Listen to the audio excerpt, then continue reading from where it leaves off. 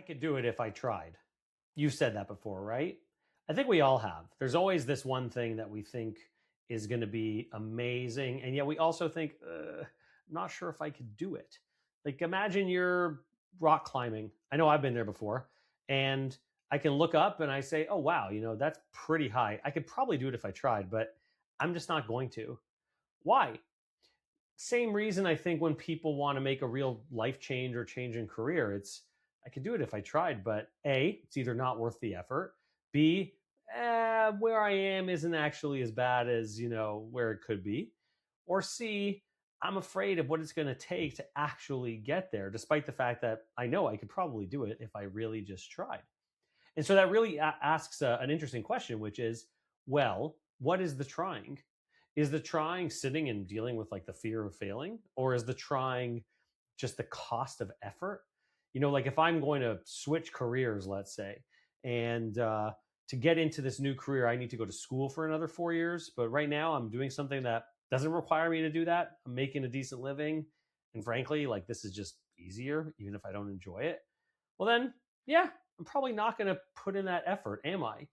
But I don't think that the real question is whether it's amount of effort. I think the real question that we're dealing with here is I know I could do it and I know I can put in the effort to do it. Like I'm capable of putting in the effort. So what is actually holding me back? A lot of the time we'll say it's fear, right? So it's like fear of failure or fear of it not going well. I often think, it's fear of what are other people going to think? I mean, are they going to judge me for making this big change? Are they going to judge me for not trying to climb that mountain, both literally and or figuratively? And I think that could be a lot for people because we really want to know what people think of us, and I think most of us want to be liked. And meanwhile, sometimes the most powerful thing is actually to be disliked. I wrote an article about this recently. This comes from a book, the title of which is "The Courage to Be Disliked," and really, I think a lot of the time it comes down to, I want to make this change and I know I could do it if I really tried. And I probably would actually succeed. I mean, this isn't a question of feeling I'm failing, but it's more like failing in a different way, failing in the eyes of others, failing in terms of meeting other people's expectations of me, failing in terms of meeting this identity that I've built up over time. I know in my life for sure, when I decided to get out of law, what took me so long was really just, oh my God, what are people going to think? Like, are they going to think I failed? Or are they going to think that I just couldn't cut it? The reality is nobody cared. I mean, most people were actually pretty happy for me. I actually don't know anybody who wasn't happy for me, maybe a little worried, but nobody was upset. And nobody was, of the mind of, oh God, Jordan, what a loser. He really couldn't cut it. Like really nobody cared. But in my mind, I had it that I am this guy and everybody I know thinks I'm this guy.